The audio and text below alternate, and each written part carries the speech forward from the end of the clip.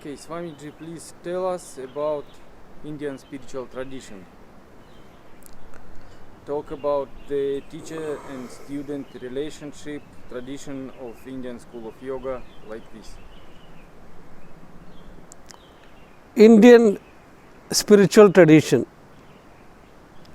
from many years, India has a very rich tradition. It is an ancient tradition. People from all over the world come to India to understand about this Indian tradition. So the yogis, the rishis, the gurus before lived in the forest, in the caves, and later these gurus, rishis wanted to share this knowledge to the humanity. So what they did, that they started to have this Gurukulam. Gurukulam means an extended family of the Guru. So who are the people who are included in this Gurukulam is the Guru, sometimes the Guru Ma, the Guru Mother, and the disciples, the Shishyas.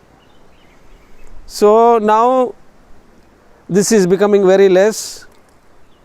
People, that is the people living in this world, they used to send their children to a Guru in the Gurukulam, and for 12 years the children used to stay in nature. It was pure nature. The homes were mud homes, and they had their own well from where they used to draw water. Everything was organic, that is, living in the nature.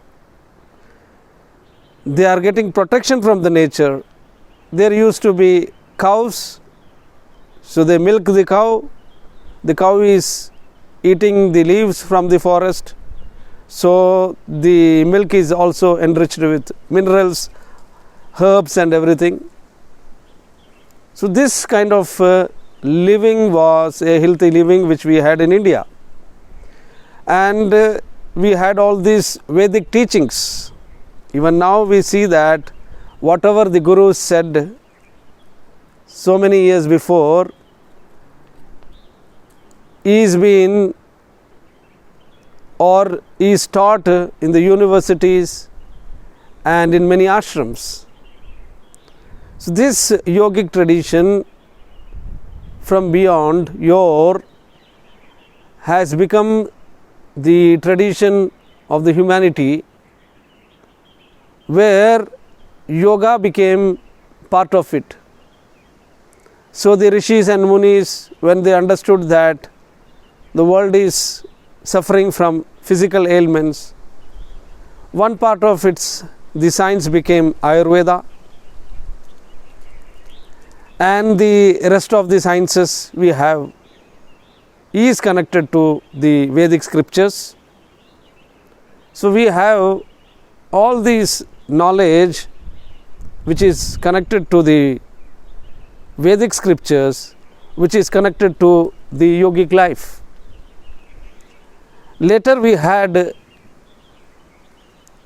yogis like Patanjali, who tried to describe about yoga in aphorism, but before that we had Shankaracharya giving all the translations of these scriptures in Sanskrit.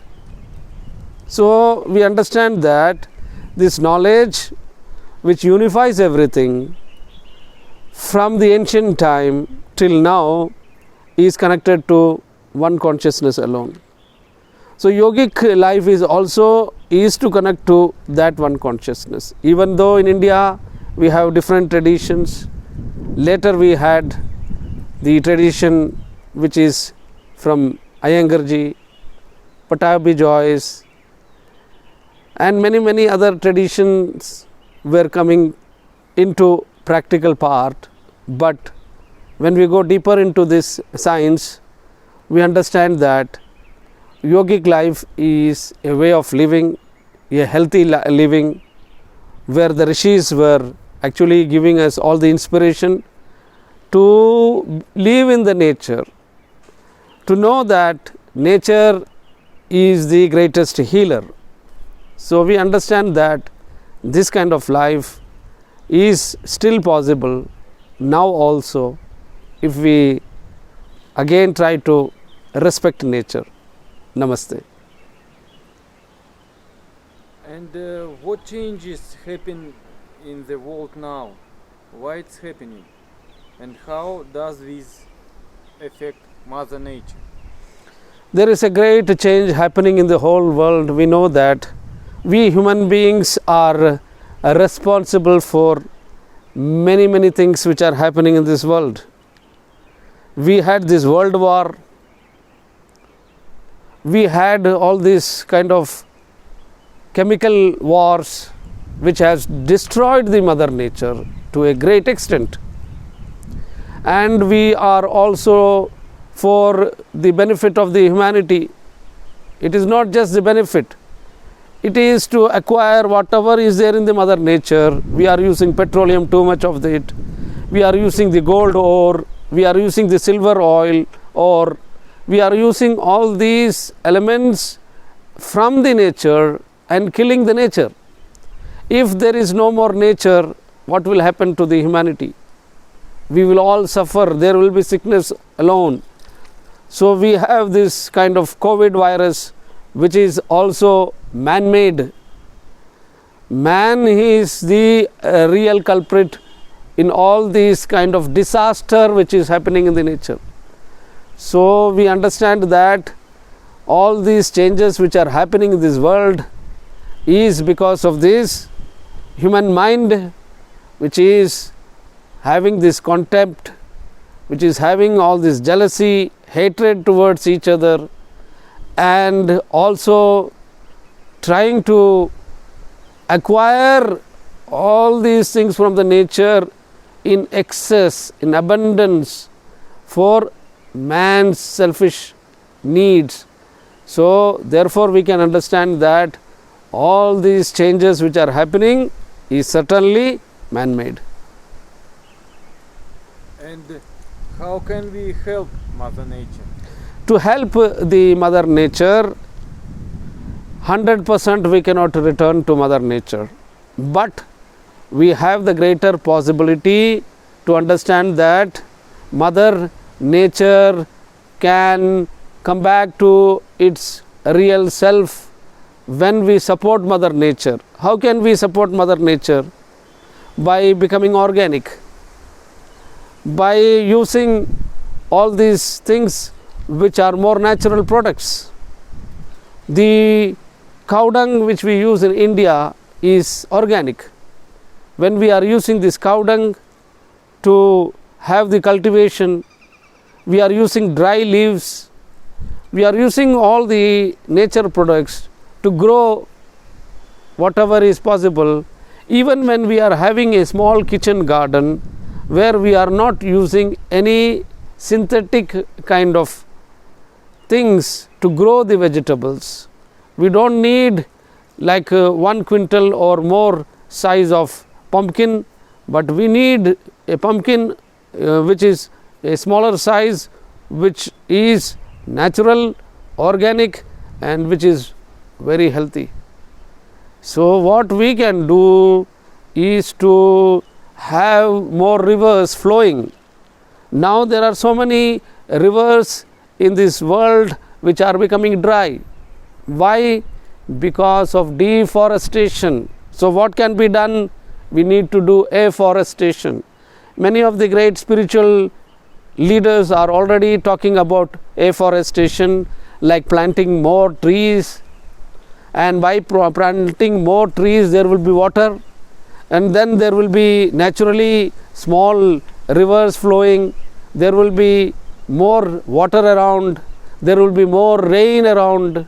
So these are all the techniques can which be used. Even now we are talking about this kind of plastics which is growing. which is against Mother Nature. So if we can use less of the plastic and not throwing all the waste into the rivers, because it is becoming toxic to the Mother Nature. So becoming more aware, more conscious about our life, leading a life with consciousness, mindfulness, and always having that kind of intention not to do too much of harm to the mother by using all these tools which we are using. These tools which you are using, the mechanical tools we are using, the chemicals which we are using is too much. So use them in such a way that we profit in a positive way and we do not harm the Mother Nature. And what is the goals of your life? The goal of my life since a long time, I am staying in Rishikesh. I am staying in Rishikesh since 16 years, and in this 16 years I was learning meditation, philosophy, and by that I came to my own goal is to help the humanity. And how can I be connected to that goal is by learning and relearning to be with the humanity for a purpose of giving them a direction for a healthy life, a positive life. For that we can bring yoga, asana, Ayurvedic way of life, and all these can be integrated in a very positive way so that we can all lead a yogic life. And how are you going to help people? For helping people on this yogic life, what we can do is that we have to begin somewhere, and the best way of beginning is to first have some land. That land should be land for organic cultivation. So we will be having some volunteers working on this field, and that will be like mindful cultivation. This mindful cultivation will be like whatever organic food we can cultivate, like carrots, lettuce, kale or spinach, and this food will be used in our kitchen. And while we are cooking, we are chanting some mantras, and before eating that food we will be chanting mantras. What will happen to that person is that this becomes like a way of life, a healthy way of life, a yogic way of life. Like the ancient rishis lived a yogic way of life, we can actually bring this yogic way of life into our world by becoming very positive in our attitude. That positive attitude can be brought into our way of life, where we are cultivating something which is organic, and this organic is a big kind of lesson for all of us to learn that organic way of life is really healthy life, where we are physically and mentally becoming healthy, and when we are physically and mentally healthy, we will be spiritually healthy. Those people who are on the path of organic, who are eating healthy food, when they are doing yogasana, when they are doing pranayama, when they are doing meditation, when they are living in this kind of situation, they will be more healthy, they will be more lively, and they can spread happiness to the world. So that is why my purpose is to share this with the whole humanity, where everybody can come under one umbrella of a healthy, organic living.